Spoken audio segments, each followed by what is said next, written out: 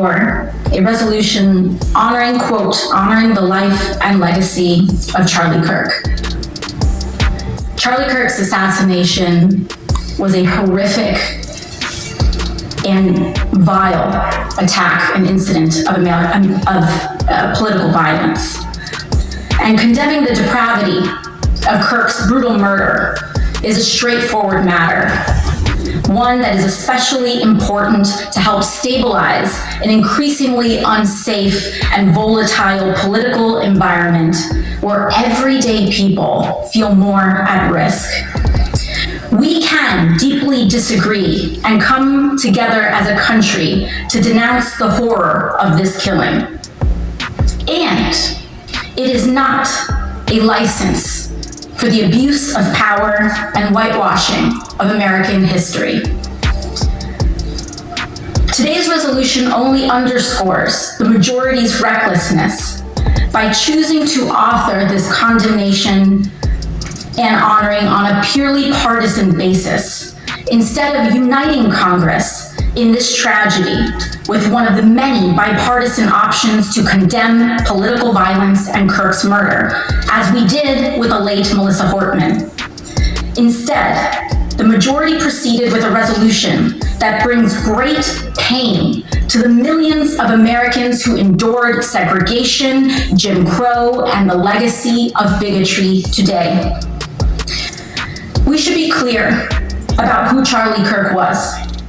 A man who believed that the Civil Rights Act that granted Black Americans the right to vote was a mistake.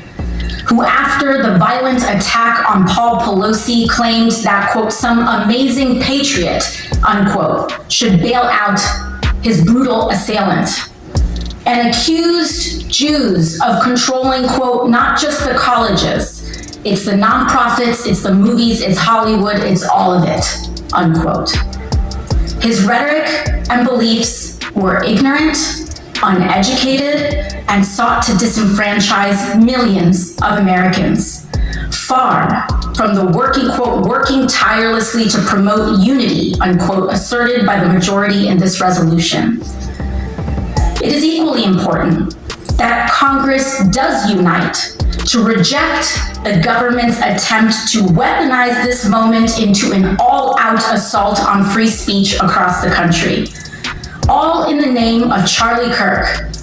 President Trump and the FCC are now cynically threatening to shut down ABC and any outlets who give airtime to the administration's political critics. This is a disgusting attack on the American people and the very First Amendment rights that define us as a country. It is also the ABC Corporation's responsibility to refuse to embolden and participate in this corruption and escalation of censorship. We continue to pray for Mr. Kirk's family and loved ones in the wake of this terrible act. I am thinking especially of his children and his wife, whose grief cannot be measured. And with that, I yield back to the gentleman. Bid the lady good day.